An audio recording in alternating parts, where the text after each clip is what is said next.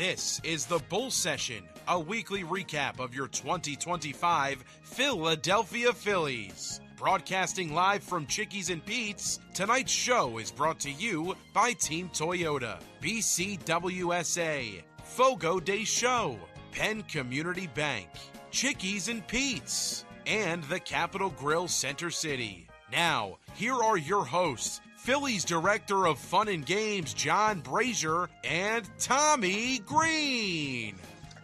All right, welcome to the BCWSA Bull Session presented by Wapner Newman. We are live from Chickies and Pete's in Warrington, PA.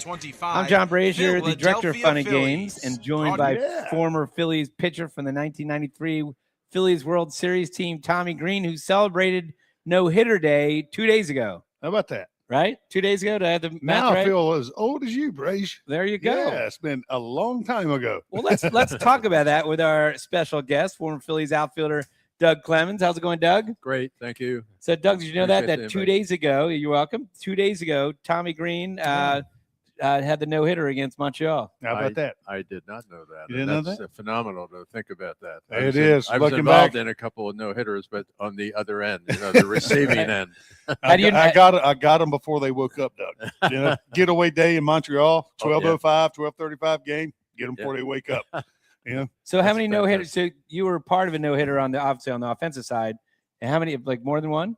Well, I was part of the Jim Maloney threw a no-hitter for Cincinnati against the Chicago Cubs when I was with the Cubbies. Yep. Yeah. I hit 2 line drives to center field. He walked me twice. He walked 10 guys in that game, and he still Easy won on the a guy who no-hitter. walks guy. I walked 7. Did you really? Yeah. Well, obviously, they didn't have a pitch count back then. Anyhow, Jim Maloney was one of the great pitchers back in the 60s. Yeah. And the other was I was on the bench for that, watching the whole thing, Sandy Koufax's perfect game. Oh, How wow. about that one? Wow. You didn't want to hit that hook anyway, did you? Well, it was either going to be Harvey Keene or me making the last stat, I suppose. Right.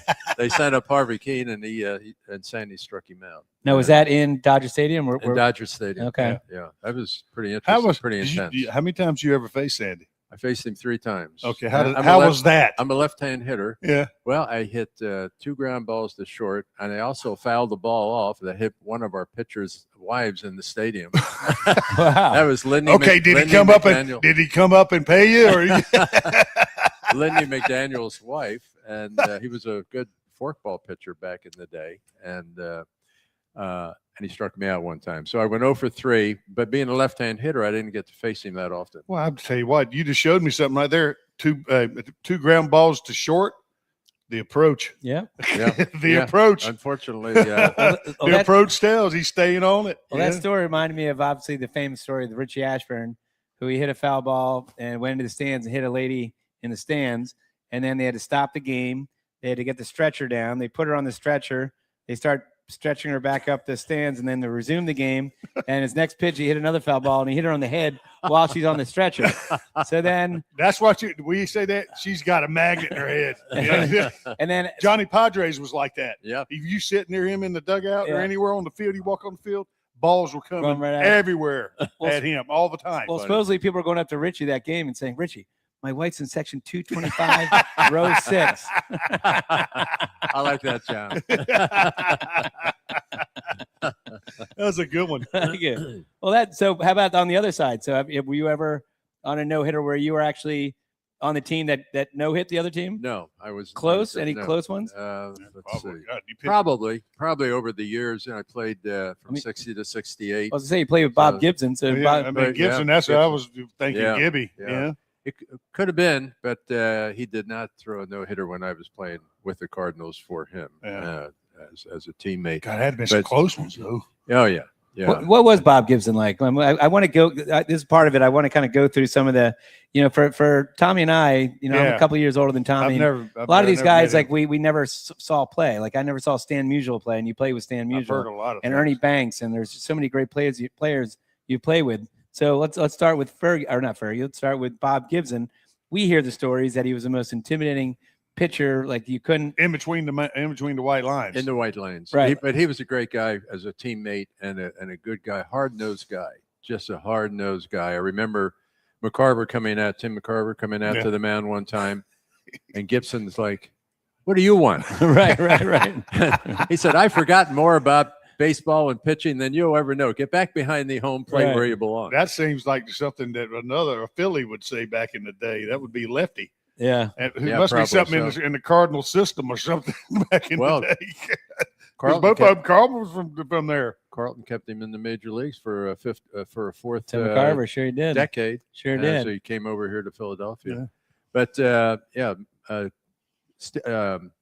Bob Gibson was phenomenal. He was a terrific pitcher. I think he had a 1.12 ERA one year, and in the '68 they won the pennant, but I think they lost to in '68. I believe they lost to Detroit when Mickey Lolich had 3 wins in that series. But I played with some great players in '64. The whole starting infield for the Cardinals was the Kenny Boyer, Dick Grote, Julian Javier, and my good friend Bill White. Yep. And so there were some great players, and I always thought Curt Flood was one of the best defensive players that ever played the game. He didn't have the arm that Willie Mays had, but he could sure play. Yeah. I went to the Cubs and played with Santo, Banks, and perhaps the best hitter I ever saw for one season. That was Billy Williams. Really? Wow. Billy Williams was just a sweet hitting ball player. Yeah, he was a great ball player. And they're all in the Hall of Fame. You played against Jimmy Wynn and stuff. Played against Jimmy Wynn. He was. I was thinking about you were talking about Gibson. I don't know if I probably told Brazer this story before. He's probably heard it. He told Jimmy Wynn said he'd come. I mean, he was in. I don't know if he was young or whatever he was, but he was playing St. Louis one day, and he's coming up in the plate, and it might have been he must have been real young. He gets in and digs in, and the right foot's digging out of his spot, and he kind of looks back and sees the catcher looking at him up like that, and he says, "What do you do?" Well, the catcher said, "What are you doing? Digging your grave?" And he looked out there. I mean, he got to thinking, and he looked out on the mound, and who was pitching? Gibby. Gibson. Right. Gibson. Well, that's And this is what the Toy Cannon told me. Yeah. And he, I met him when I was played with Houston, and he said, I covered up the hole and got back in there, and he still flipped me. Should have crawled in the hole. Well, I should have left it there. I could have got in it. I would love, because I love the old school baseball. I would love to see Bob Gibson right now, transport him in time, put him out there now to face like Acuna and Soto, these guys that are, wagging their back, that are digging into the dirt, that are, taking a step away, that are, flinging their bat after a home run. Like John, he would not have appreciated any of that. He would not have appreciated. Right. I know when I was traded from the Cardinals to the Cubs, and we were talking about that before we got on the air. That was June 15, 1964. Rolio, Bobby Shantz, and myself went to Chicago for Lou Brock and 2 minor league pitchers. I don't know how the hell they could give up us for Lou Brock, but somehow they managed to do it. Well, we've interviewed a lot of, I know we had Fergie Jenkins, and and that Fergie Jenkins, when the Phillies traded Fergie Jenkins to the Cubs, Larry Anderson we've had on a million times. Larry Anderson got traded for Bagwell. So when that trade was Lou Brock, he wasn't established, right? He was kind of on the cusp of coming up in the minor leagues. That's right. And but did people think that he was going to be? Well, certainly the Cardinal management did, and Right. he went on to lead. He led the '64 Cardinals Yep. to he hit 353 when he came over there, and he just was great in left field, and he went on to be great. But I will tell you, when I was traded, the first time I faced Gibson, who I knew then for 4 years because I played with him, first time up, I hit a ball 1 foot from going out of Wrigley Field. Mm-hmm. So I end up on second base, and he turned around. And he stared at me for like 2 seconds, and I thought, I'm going down. Right. He's gonna knock I'm me going to down. feel this one next time. You're going to fake a hamstring injury coming home. It should have been a home run. I still tell him whenever I saw him. Of course, he's passed now, but whenever I saw him, that should have been a home run. It was too much of a line drive. I should have gotten under a little bit more. I wonder if the story. You remember hearing a story about him when he was with the Mets? Did he coach with the Mets? And Bob Gibson? Gibby. I don't think so. Or so they had him somewhere, and he was throwing batting practice. And they said he couldn't throw batting practice because he didn't like getting hit. He started friggin' throwing that. I mean, Well, I don't know how true that was. I never heard that he coached anywhere, but you could be right. I just don't know. He said that he was that mentality. He just didn't like to get hit. He got competitive, throwing BP. Well, speaking of coaching, you guys remember Rick Wise? Yep. Rick Wise and you threw no hitters for the Phillies. Yeah. Rick also hit 2 home runs in the one. He's a good friend of mine. He's Rick now 80 swing years old. He lives in Portland, Yeah, Oregon. we actually had him on I do a podcast with Tom Burgoyne, and he happened to be, this is probably about 3 years ago. He was coming through Philadelphia for some reason, and we found out he's in the ballpark, and we said, hey, let's try to get him. We'd never met him before, and had a great podcast interview.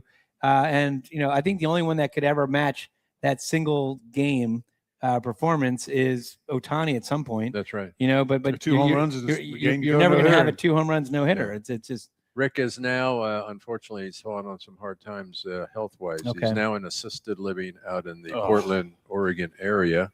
He just came through 2 major surgeries, and he has neuropathy, and he's got some back issues. And but we're on the phone together. I spoke to him yesterday after church. Actually, I called him on the way home. Don't tell him we said think about him. Yeah, tell him we're thinking about him. So when you got traded over, you said in '64, during that when you're watching the Cardinals run, then right? Did you? Because you were on that team. Right? Yeah, were you a little kind of wistful, or just I go from what ended up to be first place Cardinals, I ended up going to the 10th place Chicago Cubs. Obviously I was pulling for the Cardinals not to win the World Series in the sense that they did, because here I was traded from the team, and I never even got a World Series share. I was with the team for half a year. And the owners determine who's going to get a ring, but the players determine who's going to get a share or a partial share. And I always tell Bill White about, you didn't vote for me for a partial share, Bill. It's 64. Right. You should be buying you dinners. Right. He is. All right. Yeah. All right. Good. By the way, Bob Gibson, thanks, Chris Ermer. Bob Gibson was a Mets pitching coach, 1981. So you're right. He was sometimes referred to as the attitude coach because he expected pitchers to be tough and always in game on mode. Well, the one thing I was going to, and the reason I brought up Rick Wise was after Rick's career ended, he ended up being a pitching coach for 25 years. Yes. 25 years. And pitching, and never got a hook to go to the major leagues to see if he could be a major league pitching coach.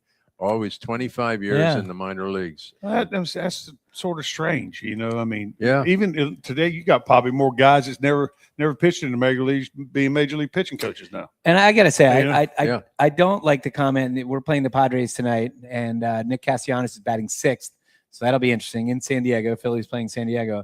I don't like the comments that Nick said on the way out that he said, it's tough to play for somebody that never played in the major leagues. About Topper.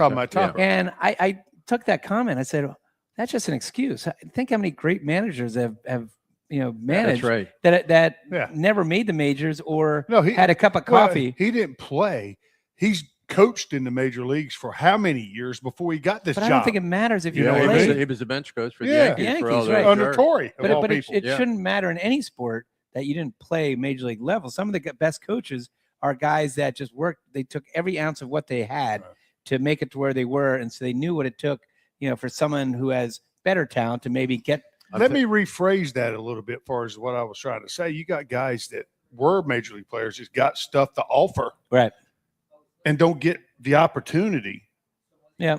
And they were major league baseball players. I'm thinking of guys in my era. You think of Gene Mock. Right. Gene Mock, Sparky Anderson. Yeah. I mean, there are 2 classic, terrific coaches in their day. And if they had a coffee break for 5 minutes in the major leagues, that was a lot, because I don't think either of them played much in the major leagues. Yeah. But they knew and studied the game. Gene Mock, when I played for Gene Mock in Philadelphia, he was the best strategist type player or coach that I ever had. He knew the game inside and out. And you talk about Topper getting let go, and I wasn't shocked at that. You can't fire 25 guys, so you're going to fire the manager. Well, I'm never shocked there's the first person to go or the coaches. Right, and they know that. A manager's hired to be fired at some point. How about Boston fired the whole staff? Right. They let everybody go. Right, so it's but also 19, you mentioned 64, switching subjects, that, I said how painful was it for you, because here you go from the first place Cardinals to the, what'd you say, the 8th place Cubs or 10th place Cubs? 10th place Cubs. Well, I guess it was more, and you said Gene Mock. At least it wasn't as painful as Philadelphia. Now, thank God I was born in 1965. Yes. Because I'm already a suffering Phillies fan. And if I was a kid in '64 and watching that year, because actually the Cardinals beat out the I think it was the Reds and the Phillies, like getting close to the last day. Yes, yeah. And Gibson pitched the last game, and Ruiz stole home base. I remember Ruiz stole home base, home plate Chico in Ruiz, that. Chico Ruiz, and I was certainly not pulling for the Cardinals. Believe me, I was pulling for the Phillies, even though some years later, a couple of years later, I was traded to the Phillies. But the Phillies were great. The Cubbies, we had a lot of fun, even though we were in 10th place. The Cardinals, I thought, were the best fundamental team, teaching-wise, that I played for. All right, let's go to break. When I come back from break, I want to talk about other players that you played with and against. Stan Musial being one of them, because I know your second year with the Cardinals, that was his last year. So I want to see if you can remember, like, was there a big send-off like they do now? Or was it kind of, at that point, I don't know. Sure. We'll get into that when we come back. You're listening to the baseball, and I was about to say the baseball insider. Sorry, it's the BCWSA Bull Session presented by Wapner Newman. We'll be back with Doug Clemens and Tommy Greene in a little bit.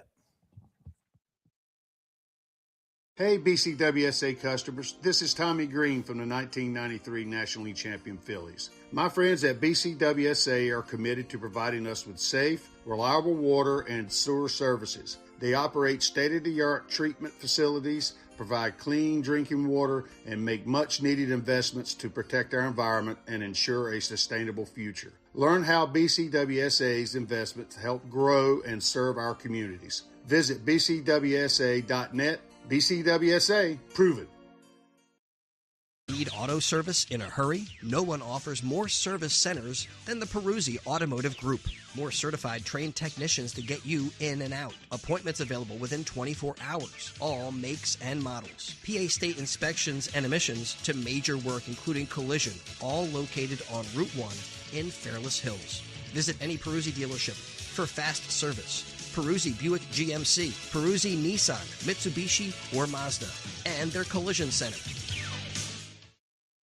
Penn Community Bank, we're your financial partner for all of life's moments. Our checking accounts are designed with you in mind, providing convenient access and 5-star mobile and online banking services to help you achieve your goals. Right now, you can earn a $350 cash bonus for opening a qualifying new checking account with direct deposits in the first 60 days. Visit PennCommunityBank.com/cash bonus to learn more. Penn Community Bank, here we grow. Offer terms and conditions apply. Limited time offers subject to change. Ask for full details. Member FDIC.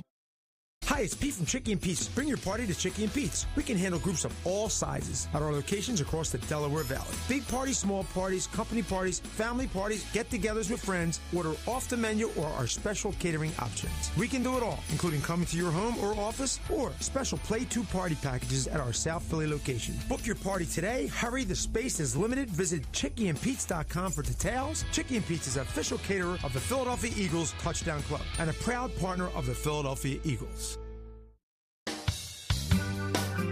We now return to Chickies and Pete's for the Bull Session. Once again, here are your hosts, Phillies Director of Fun and Games, John Brazer, and Tommy Greene. All right, we are back to BCWSA Bull Session presented by Wapner Newman. I'm John Brazer. Joined my co-host Tommy Greene, and our guest, special guest, former Phillies outfielder Doug Clemens. And Doug, we were talking right before we went to break that you play with Stan Musial. Again, we never got a chance to, Tommy and I never got a chance to see him. And then his your second year with him was in 1963, right? And that was Stan Musial's last season. You played 22 seasons in the major leagues. And he's one of two guys, I don't know if you know this, he's one of two guys in Major League Baseball that are the all-time leaders in singles, doubles, triples, and home runs for one franchise. There used to be three guys. Robin Yount was the all-time Brewers for singles, doubles, triples, and home runs. Then I think Ryan Braun took over in home runs. So then that just left Stan Musial and George Brett. George Brett in Kansas City Royals is the all-time singles leader, doubles leader, triples leader, home run leader. Now they got a shortstop there. They might make a run. I was just about to say in about 15 years, we might say no more George Brett. Might be Bobby Witt Jr. in one of those categories. He's a great player, isn't he? Yes, he's fun to watch. So what was I that? come in with his daddy, with Bobby Sr. Yeah. So what I mentioned, like in this day and age, you celebrate if someone's last year. I remember like Jeter's last year. There was a big hullabaloo, and some other players, the big send off. Was it pretty low key back then? Well, in a sense, it was a great celebration. They had all the dignitaries there. That particular game, we were playing against Cincinnati, and I mentioned a guy earlier when we were just talking, Jim Maloney. Jim Maloney pitched that day against the Cardinals. Stan was in the lineup.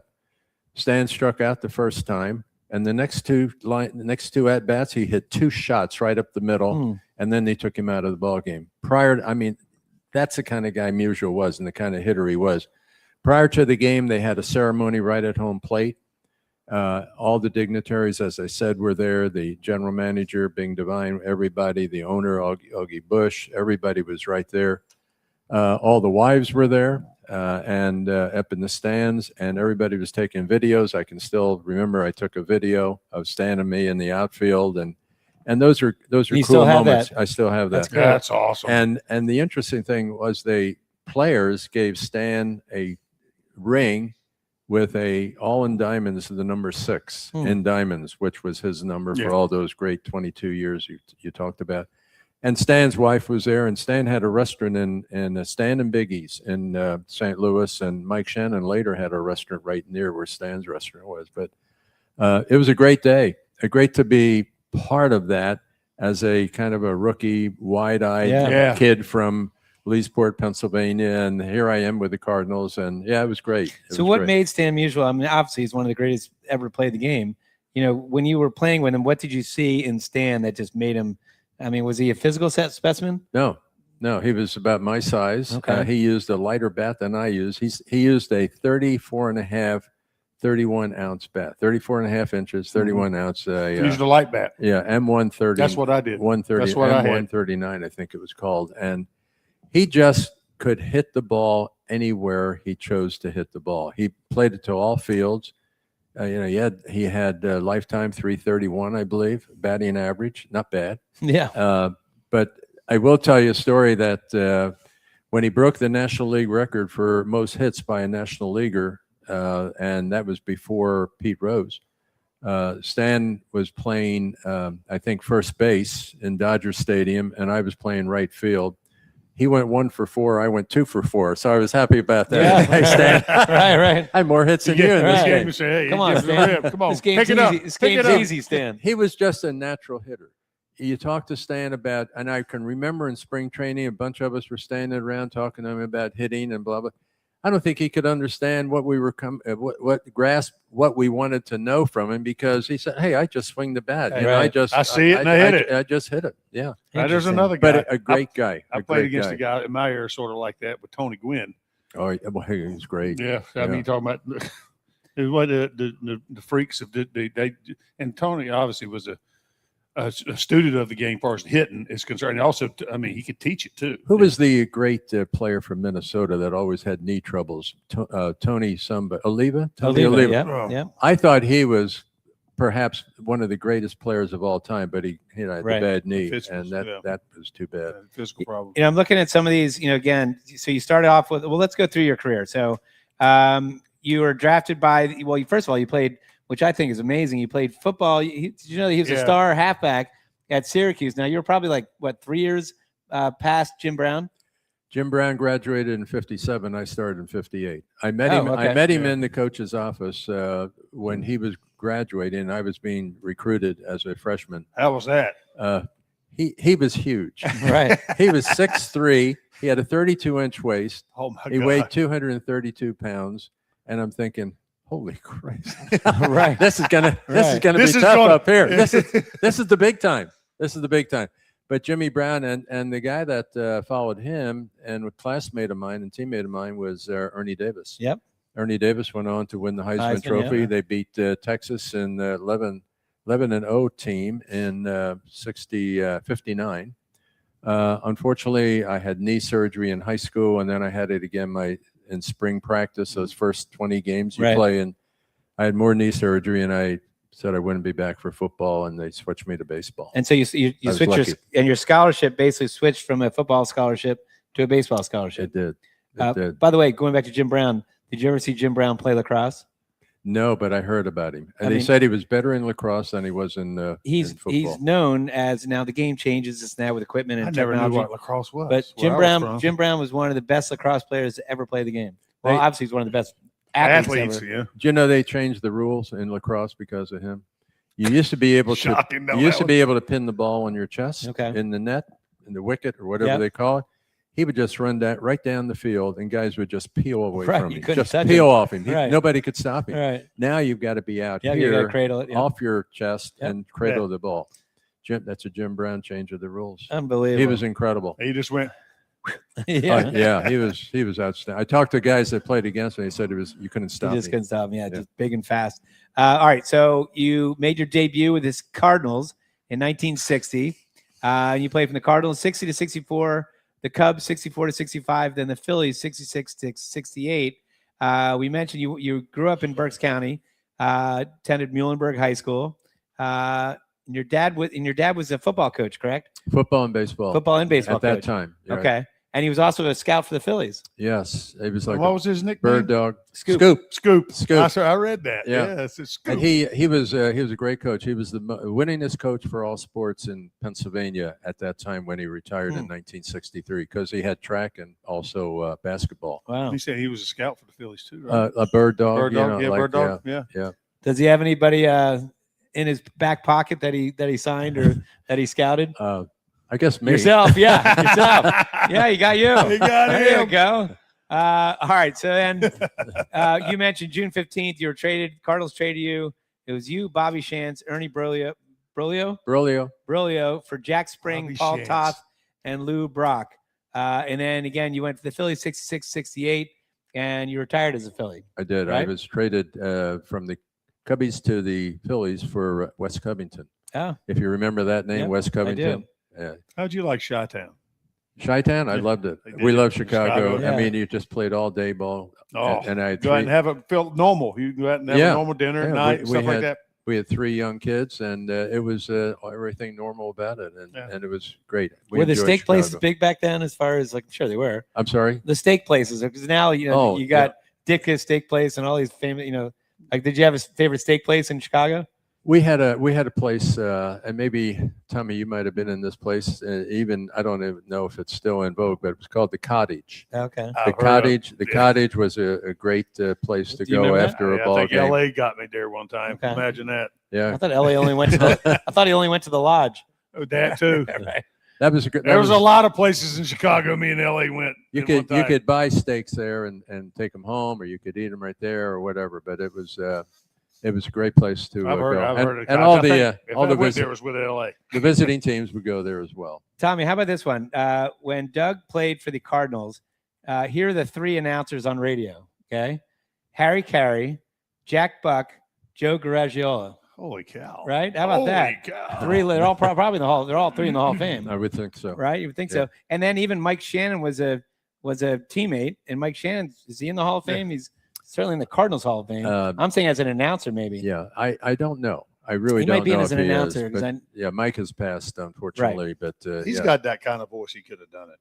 Did you ever think about that? Well, I did, and in fact, Bill White always said, "Why don't you speak on the radio well, and why don't you just try out someplace?" And because Bill White was with Channel 6 WFIL after his career, and he was moving on to Yankee Stadium to be part of the Phil Rizzuto team, and he said, "Why don't you try out for the Channel 6 job?" Well, I never did. I ended up in sales and marketing for 36 years after my career ended. So, Mike Shannon is not in the National Baseball Hall of Fame, but he was inducted into the Cardinals Hall of Fame 2014. And he's in the Missouri Sports Hall of Fame. So, I just say thanks to our Speedy. Well, he spent 64 years in the Cardinals organization, including 50 as a legendary radio announcer. Hey, give our boys some props. Thanks to Chris our Speedy. Armour. And Mike Shannon was in the Missouri Hall of Fame because of football, I believe. Is that right? Yeah. I used to enjoy, just real quick, Brazer, talking about the announcers and stuff. There's nothing better, than going to Wrigley Field and the 7th inning stretch. I always used to watch it. I always wondered if he's ever almost flipped out of that Well, Harry was Harry already. Carey. Yeah. Well, yeah. The way he used to lean out there, I was like, Was it- oh my God, When he's you went gonna over go. when you went over to the Cubs, when did Harry make the move from the Cardinals to the Cubs? He wasn't there. He wasn't there, so he was still with the Cardinals when you went over to the Cubs. Right. Yeah. Right. But yeah, you're right. Harry Carey. Yeah, I always he used to. Was he waving the banner? He or would something, do. or- He'd no yeah. telling what he'd do. That was just Yeah. everything. Just I said, oh my God! There was one time I thought he was going to flip out of there. He just Well, you also play with Minnie Minosa, right? And that's a legendary that's name a right name from there, the right? past. Well, it was interesting because Minnie ran into the wall in St. Louis, and that kind of kept me around St. Louis for a while because they were going to send me down to AAA, which at that time was the Atlanta Crackers Okay. in the International League. But Minnie ran into the wall and kept me around, and then we had our first child in St. Louis in 1962, Always liked and the rest was history. Yeah. We had another one in Atlanta, another one in Chicago, and we were having fun. Thanks. Thanks. for Sounds Minnie. like it. All right, and then you go to the Cardinals. Well, you get to the Cardinals. There was one guy that followed you. Yeah, we'll go to break. But there's one guy that followed you, or you followed him. Cardinals. You played with. Let's see if we can get this. You played Cardinals, Cubs, and Phillies. You were on the. Hold on, make sure I got to see if I had the Cubs. Yes, there was one guy that was on the Cardinals with teammate of yours in the Cardinals, a teammate of yours in the Cubs, and a teammate of yours in the Phillies. Can you name that player? I'll give you a hint. He's a pitcher. A pitcher, Yeah, there was a pitcher that again kind of mirrored your moves. right after me or No, with me? during this with you, Larry Jackson. Oh, for heaven's So sake! Larry Jackson was Yeah. on. I noticed that he was on your 62 Cardinals team. I'm pretty sure he was on the 63 Cardinals team. Then he was on the 64 Cubs team, like yourself. Yes, he was. And then when you went over to the Phillies, he was on the Phillies 66 team. Yes, Right? Yeah, that's right. That's right. And the interesting thing there was Larry. I knew Larry very well from the Cardinals, and he told the Cub management to get me as part of the trade because I played with him and he saw me play or whatever. But sometimes I'm thinking, why'd you do that, Larry? I lost the World Series. Right, exactly right. Right. All right, coming up in the show, we're going to talk more baseball. you. Yes. With Phillies Doug Clemens. You're listening to BCWSA Bull Session presented by Wapner Newman. Need auto service in a hurry? No one offers more service centers than the Peruzzi Automotive Group. More certified trained technicians to get you in and out. Appointments available within 24 hours. All makes and models. PA state inspections and emissions to major work including collision. All located on Route 1 in Fairless Hills. Visit any Peruzzi dealership for fast service. Peruzzi Buick GMC, Peruzzi Nissan, Mitsubishi, or Mazda. And their collision center. Hey BCWSA customers, this is Tommy Greene from the 1993 National League champion Phillies. My friends at BCWSA are committed to providing us with safe, reliable water and sewer services. They operate state-of-the-art treatment facilities, provide clean drinking water, and make much-needed investments to protect our environment and ensure a sustainable future. Learn how BCWSA's investments help grow and serve our communities. Visit bcwsa.net. BCWSA, proven. At Penn Community Bank, we're your financial partner for all of life's moments. Our checking accounts are designed with you in mind, providing convenient access and 5-star mobile and online banking services to help you achieve your goals. Right now, you can earn a $350 cash bonus for opening a qualifying new checking account with direct deposits in the first 60 days. Visit PennCommunityBank.com/cash bonus to learn more. Penn Community Bank, here we grow. Offer terms and conditions apply. Limited time offers subject to change. Ask for full details. Member FDIC. Hi, it's Pete from Chickie and Pete's. Bring your party to Chickie and Pete's. We can handle groups of all sizes at our locations across the Delaware Valley. Big parties, small parties, company parties, family parties, get-togethers with friends. Order off the menu or our special catering options. We can do it all, including coming to your home or office or special Play 2 party packages at our South Philly location. Book your party today. Hurry, the space is limited. Visit ChickieandPete's.com for details. Chickie and Pete's is official caterer of the Philadelphia Eagles Touchdown Club and a proud partner of the Philadelphia Eagles. We now return to Chickies and Pete's for the Bull Session. Once again, here are your hosts, Phillies Director of Fun and Games, John Brazer, and Tommy Greene. All right, we are back to the BCWSA Bull Session presented by Wapner Newman. I'm John Brazer, Director of Fun and Games, joined by co-host Tommy Greene, and we're joined by former Phillies outfielder Doug Clemens. Now, Doug, we talked about some of the, again, we were going through some of the players that you played with. We didn't even mention like Red Schoendist, right? Shane Dees. Shane Dees, right? Dees. I knew I was going to butcher that one.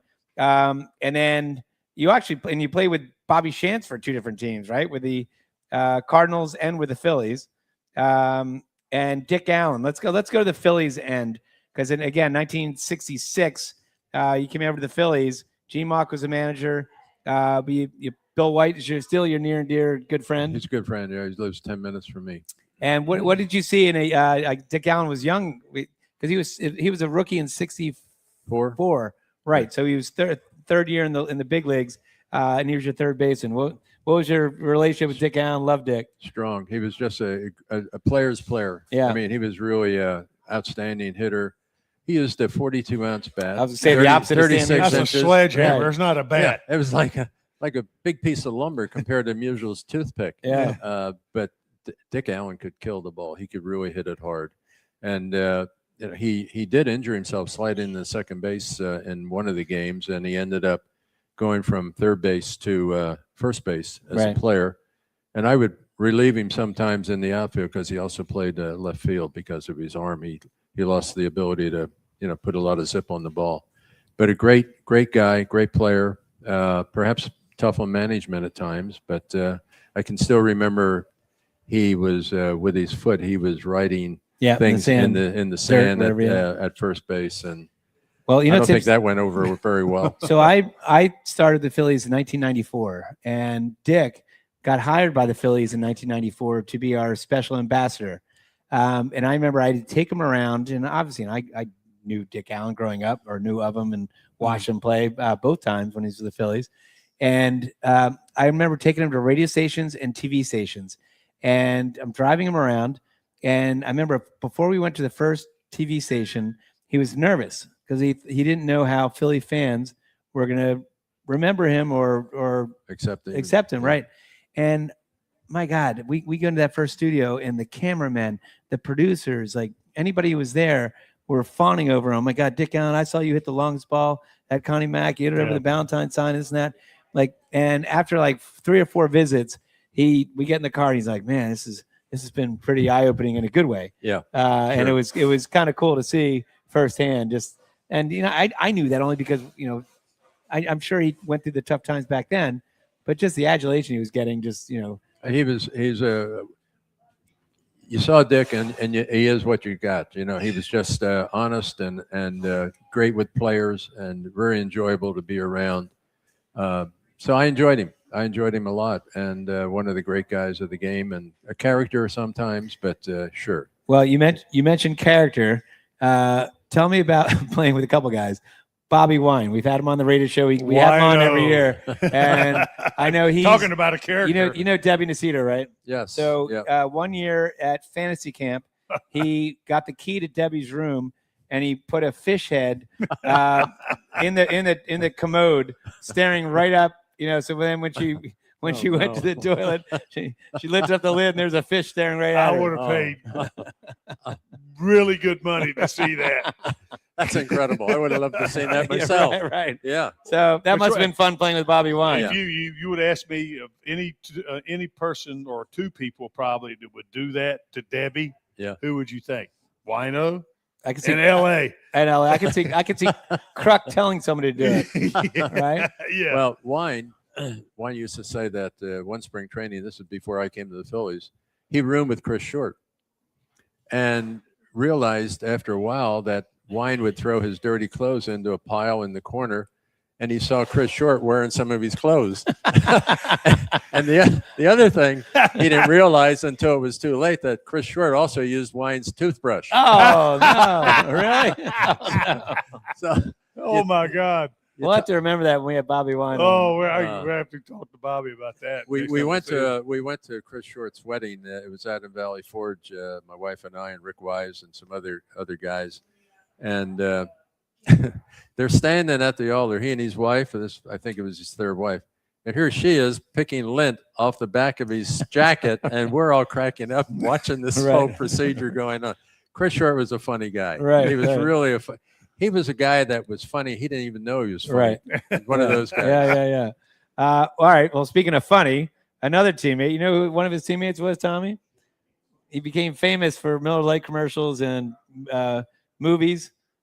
Bob Uecker. Oh my God! Now was Bob Uecker was he the character then that he did that we know him as? He absolutely was. He was probably beyond what you know him as, or he did more funny things than you could represent in public. Oh, I mean, he was an absolute. That was one you'd like to see him behind the doors. Oh, yeah. That would funny guy. Funny guy. So you saw what was the movie? Major League, right? Yeah. It was the Major League. Yeah. You saw Major League. Right. There was a great story about he and the manager of the of Milwaukee, because he came out through the Milwaukee chain. Yeah. And you never got to play much because they had Del Crandall and some other guys behind. And one day he notices he's in the lineup, and the manager the manager came over and said, "Uke, are you a little nervous?" He said, "No, I'm ready. I'm ready, Skip." "Why? Why do you ask me that question?" He said, "Because that jock goes on the inside, not the outside." Now, also that would be him doing it on purpose to get get somebody going. Now, Tim McCarver, I know you play with Tim too, and I went to college with Tim's daughter, Kathy. Oh, did you? Kathy McCarver. Yeah. So I got to know Tim pretty well. And I remember Tim telling me, or maybe I heard the story, that I guess Elvis Presley, obviously from Memphis, or I was from Mississippi, but really Memphis. Spent a lot of time in Memphis. And then he was a big Cardinals fan. So I think they all went out to drinks with Elvis here and there. Did you ever? No, I never heard that story. Yeah. In fact, and another guy, Phil Gagliano. Do you know that name at all? Second baseman for the Cardinals. Well, Tim and Phil were in high school together at Christian Brothers Academy in Memphis. Okay. But getting back to McCarver, character. Yeah. But a hard-nosed, one of the hardest-nosed guys I ever played with. And he had 3 opportunities for scholarships to Notre Dame: football, baseball, or basketball. Oh, I didn't know that. Yeah. Wow. So he took the $75,000 offer, and by the way, the money today is incredible compared to where we were in our day. God, yeah. In our day. Now thank you guys for what y'all done for us, and they thank us for what we did for them. That's the same thing. It started with y'all guys. Well, thank God for Marvin Miller, and in '74 when Catfish Hunter, it wasn't Curt Flood that broke the reserve clause. It was Catfish Hunter. Curt Flood took it to the Supreme Court with Marvin Miller, our union representative, but he lost at the Supreme Court level. And then Catfish Hunter was to have a big payday for a bonus from the owner. Was it the A's or the Yankees? It was A's. The A's. Finley.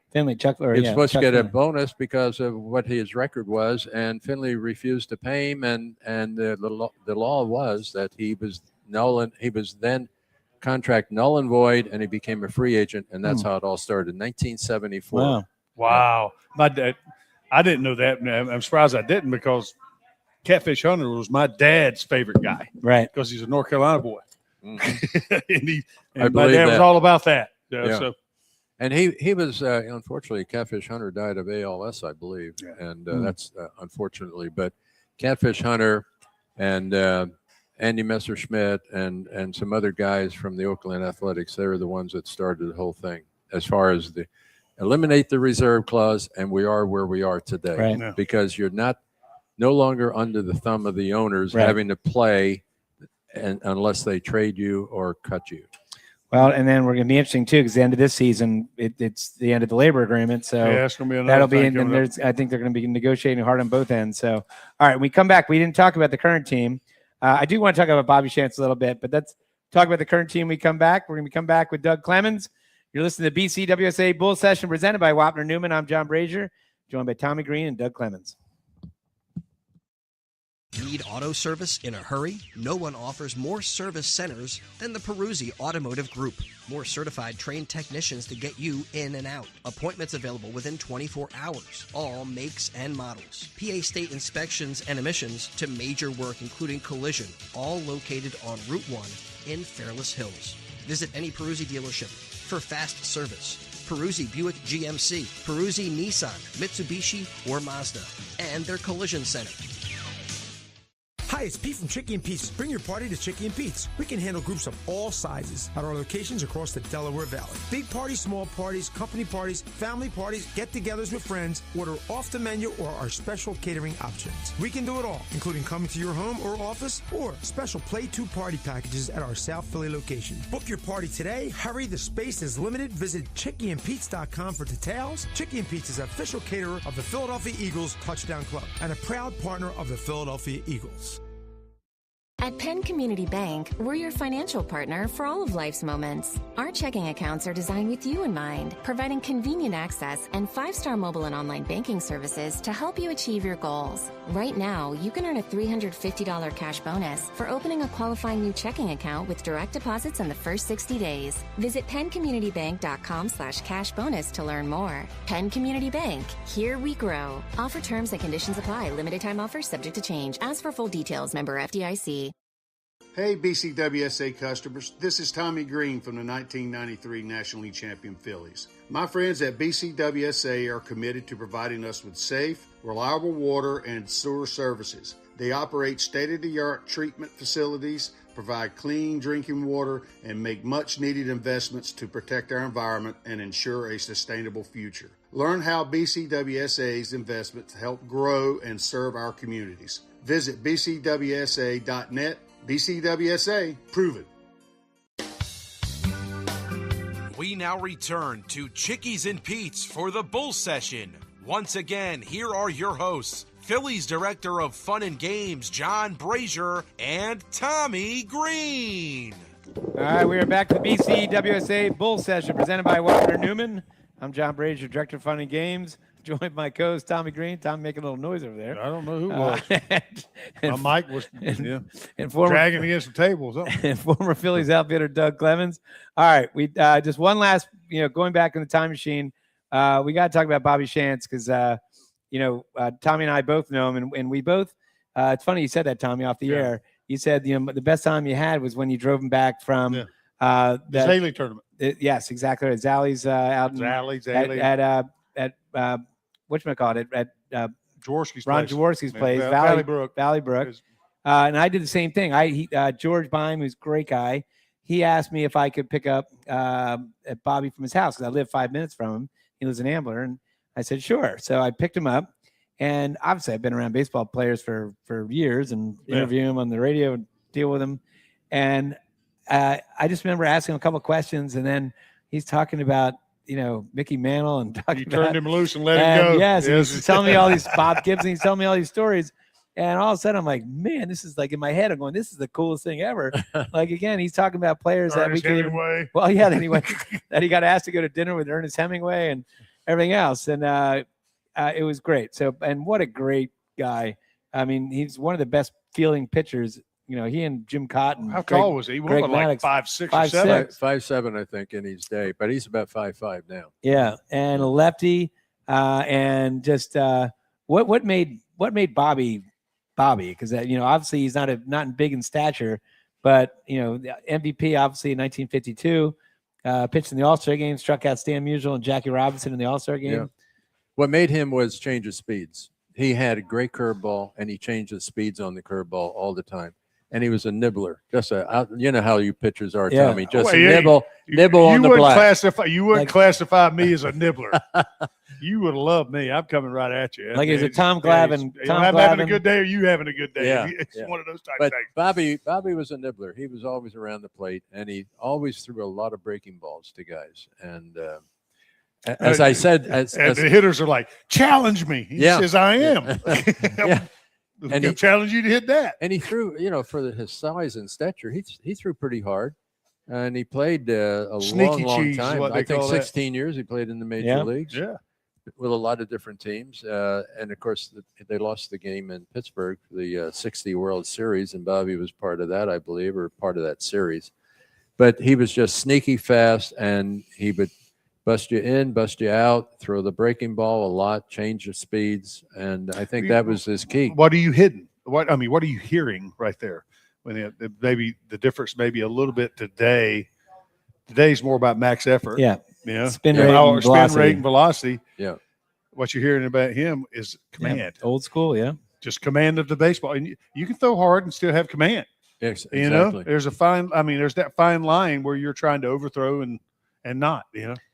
And speaking of that 60 team, I didn't realize that Mazeroski's from Mazeroski. It's from Philadelphia area. Well, right? he moved back here just a couple of years ago to be near his family. Okay. But as far as I know, he was living out in the Pittsburgh area. Okay. But did he grow up? He grew up out in the Pittsburgh area? I'm not sure. I don't know. I thought someone told me maybe he just lived out here. I thought. All right, so. But I would say Bobby Shantz was great at closing games. You know, he pitched and pitched and pitched. Today they throw 5 games and it's they get the win or they lost and they're out of there. Back in the day, we didn't have the relievers that we have today. You got a setup man, you got this guy, the 8th inning guy, then you got the closer. Back in our time, they played and they pitched the games and it was a hard time getting the guys out.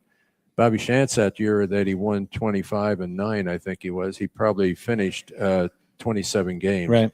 I know Robin Roberts one time finished 31 or 32 games. I mean, it's a different game. Different game. Different game, so different breed. We probably mentioned the players, but who is the greatest baseball player you've ever seen? Willie Mays. Willie Mays. Yeah. And hands down, I thought he put the fear of God in you when he was at the plate. And I was an outfielder, as you know. And he hit it everywhere, too. He hit it everywhere. I started as a first baseman in high school and college when I went to Syracuse, and then the Cardinals made me an outfielder. And when I was playing the outfield, I wasn't as confident as perhaps regular outfielders who grew up playing the outfield. But when Willie Mays came up, he put the fear of God in you. Right. And Clemente was another guy like that. Yeah. But Mays, I think, from all the running, throwing, fielding, hitting, and hitting with power, the 5 physical traits, he had them all. And then besides Bob Gibson, since we talked enough about Bob, which obviously we could keep going on, who is the toughest pitcher for you to face? I think Jim Maloney from the right side was as tough as anybody. And I will tell you that I faced Steve Carlton early in his career in 1965 after I had been traded from the Cardinals to the Cubs. Could you hit that slider? Well, I hit the first home run he ever gave up. I hit him juiced him on the roof in St. Louis. Is that right? Yeah. His first home run was home run. That's way. Was it some of that? Was it a fastball, slider? When I see him this alumni winning, I'm gonna be all over him. I reminded him of that about 3 years ago at the alumni. Right. You gotta watch out. He said, "Geez, I thought it was Bob Bailey." I said, "No, check the record book." Right. That's awesome. That's awesome. Somebody told me about it. I didn't realize it until about 5 years ago. That's great. Yeah. Well, okay. But it was a fastball. Oh, I was getting ready to ask. Was it a fastball to slider? I think I fell in the bucket and hit it on the roof in St. Louis. All right, so let's talk about the current team. Do you guys watch baseball now? Like, how often would you watch? Let's say the Phillies are going to play next week. They play 7 games next week. How many games would you watch? I'll watch 2 or 3 games. Okay. I'll watch 2 or 3 games. I'm enjoying it. I still enjoy it. I like to see them do well. I really hate to get them to see what happened with Topper and the team at that time. They would lose 10 in a row, whatever. Yeah. And then they came back and they win 10 out of 14. Yeah, I guess sometimes they just, I don't know whether it's out of guilt, shame, or they just get a kick in the butt. They had too much talent and they were due to play better. Yeah, maybe that's period. Yeah. And I mean, that's what it is. Now the hit side's back into downslope again. They're not scoring runs. Sometimes you got to think about all the money these guys are making, not only just with the Phillies, but with other. Maybe they become a little complacent. Yeah, complacency. Yeah. I can't vouch for that, but I mean, I know just by what I hear from the area you used to play, and I did it too. I mean, especially when you play minor league ball, we weren't making any money, and we had to have other jobs during the off season and stuff like that to survive, right. and then these guys don't have to worry about that. They get to train and get to do, and then I come during the era where things started to change a little bit. Then also, if you made it up AAA, got on the roster, you started making enough money, you didn't have to worry as much, but you still worked a little bit. Well, back in the day, I can give you some stats. The average salary was $28,000 for a major league ball player. There were a couple of guys making 100 or 125, like Musial, those guys. And the minimum salary was $7,000. Yeah. $7,000. Yeah. Meal money was $21 at the major league level. Right. $3 in Class C. $3. $3. What are you gonna I do would in think Class mine's C? 11 or 12 when I come through the minor leagues. But today, look at the differences today. The average salary is over $4 million, and the minimum is 760, 770, It's something like that. unbelievable. When I come in, But that's all because of where it went, and that happens because of maybe greed on this side, and now it's a little bit of get what you can. Yep. On the other side. And when I come, it was 62.5 when I come. The minimum was okay. So that's when I come up. All right, well, let's talk about two of the players that are on an unbelievable run in this month of May.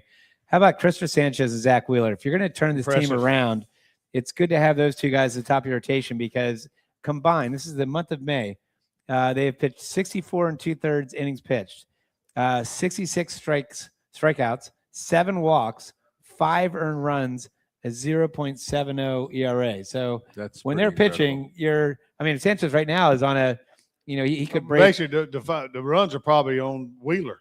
Well, yeah, because Sanchez hasn't given up a run. Given a run in almost 40 innings. Sanchez is looking to break, I think it was Grover Cleveland Alexander's record for, I want to say it's like 44 straight innings, shutout innings. Fantastic. And I think he's at 39 or something. So something close to that. And what do you see? I mean, just watching him pitch, Doug, you see, he challenges the zone. He really does it. But and a fastball changeup, and now that changeup must be great. It must be the best changeup in the league. It comes out just like his fastball.